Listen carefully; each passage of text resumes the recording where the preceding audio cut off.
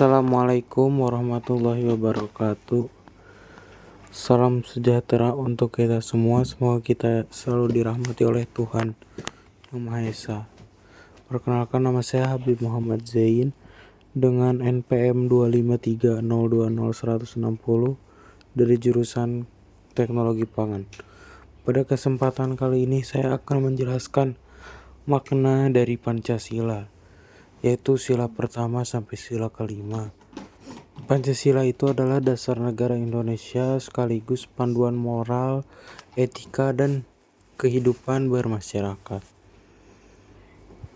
Ya, Pancasila itu yang pertama adalah ketuhanan yang Maha Esa.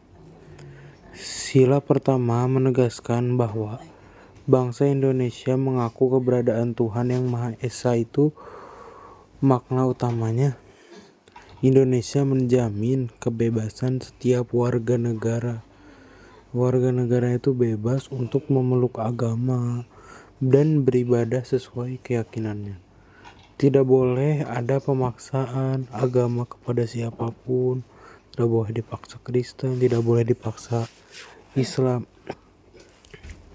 Kehidupan bernegara juga harus mencerminkan nilai keagamaan, kejujuran, keadilan, toleransi, dan kasih sayang.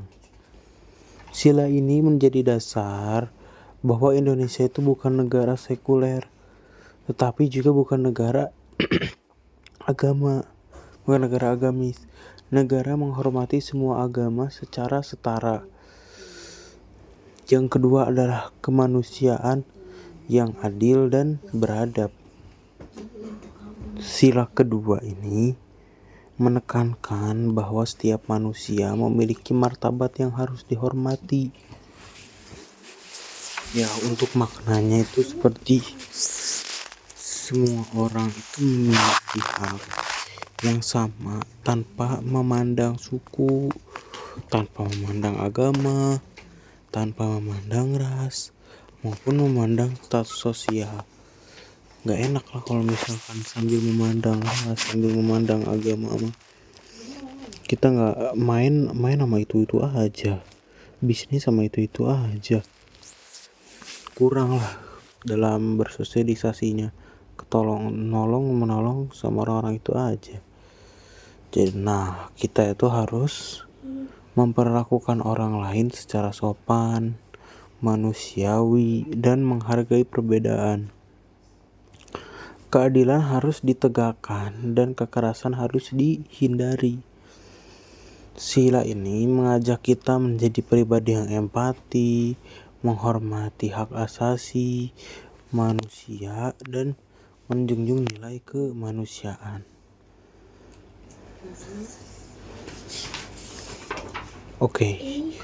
Sila yang ketiga itu Persatuan Indonesia. Sila ketiga ini mengajak untuk pentingnya kita menjaga persatuan dalam keberagaman. Kita di Indonesia ini kan beragam-ragam. Ada yang Jawa, ada yang Sunda, ada yang Chinese Indo, ada yang Arab Indo, ada yang beragam lah. Ada yang Batak, ada yang Medan. Agama juga ada yang Islam, ada yang Konghucu, ada yang Katolik, Protestan, Hindu. Jadi maknanya itu Indonesia terdiri dari berbagai suku, berbagai budaya, berbagai bahasa dan agama yang menyatukan kita ini tetap toleransi dan bersatu. Itu adalah identitas sebagai bangsa Indonesia. Kita harus mengutamakan kepentingan bersama, bukan kepentingan bergolongan. Jadi jangan rasis, jangan main sama itu aja. Gak mau main sama dia karena dia orang Jawa. Jangan gitu dong. Kita tuh harus mengutamakan kepentingan bersama, bukan kepentingan golongan. Semangat persatuan ini terlihat dalam semboyan Bhinneka Tunggal Ika yang artinya berbeda-beda tetapi tetap satu. Yang ada di Garuda itu loh, di kakinya itu kan megang tuh Garuda, Bhinneka Tunggal Ika, berbeda-beda tapi tetap satu. Sudah jadi semboyan loh.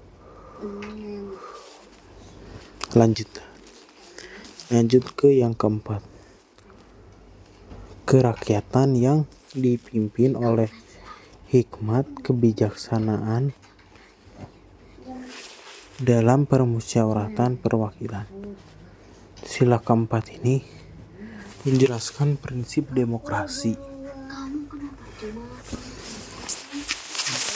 Seperti demokrasi itu ya voting lah, ke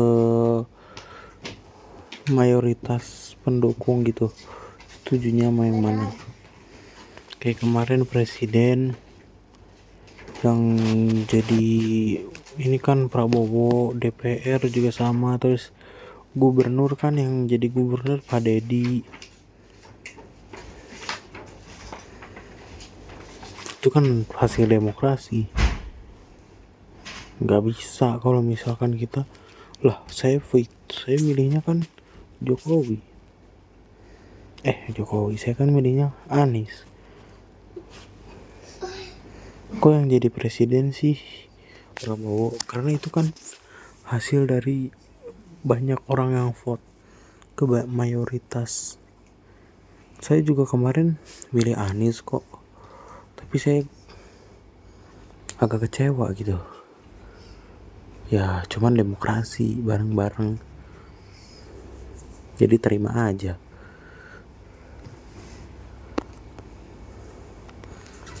Ya, sila keempat itu menjelaskan prinsip dari demokrasi, yang maknanya keputusannya itu diambil melalui musyawarah untuk mencapai suatu mufakat. Jadi kepemimpinan harus bijaksana dan mengutamakan kepentingan rakyat.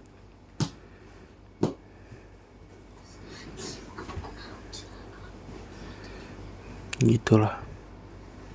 Makanya saya juga kan pengen Anies yang jadi presiden. Cuman ya Prabowo, karena musyawarah kita harus terima, karena emang sudah itu Pancasila, dasar hukum negara Indonesia.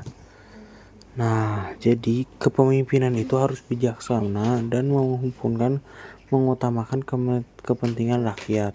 Rakyat itu punya hak untuk terlibat dalam pemerintah melalui sistem perwakilan. Dengan kata lain, demokrasi Indonesia bukan sekadar voting, tapi mengutamakan dialog dan kebijaksanaan. Oke, sila yang terakhir adalah sila kelima, keadilan sosial bagi seluruh rakyat Indonesia. Sila terakhir ini menekankan tujuan akhir dari Pancasila. Maknanya negara itu harus menjamin kesejahteraan seluruh rakyat secara adil. Tidak boleh ada kesenjangan sosial antara orang kaya dan orang miskin. Sumber daya alam harus dimanfaatkan untuk kepentingan bersama.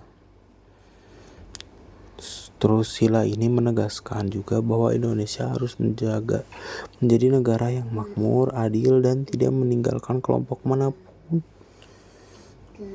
Jangan main sama orang kaya. Ya gitulah, orang kaya sama orang kaya aja, kesenjangan sosial. Orang miskin tidak bisa menikahi orang kaya. Kalau orang miskin tapi bagus, sudah cocok dengan orang kaya, tidak diterima sama orang tuanya, itu kan masuknya ke kesenjangan sosial. Berarti itu melanggar sila ke-5, keadilan sosial bagi seluruh rakyat Indonesia. Berarti orang tua dari yang kaya ini melanggar keadilan itu. Makanya kita harus adil, jangan begitu. Untuk penutupnya adalah Pancasila itu Jadi bukan hanya sekedar dasar negara, tetapi juga pedoman hidup. Jika setiap sila dijalankan dengan baik, maka Indonesia akan menjadi bangsa yang damai, bersatu, adil,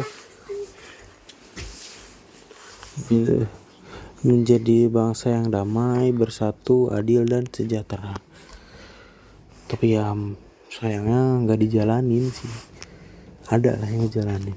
Mungkin sekian dari saya. Assalamualaikum warahmatullahi wabarakatuh.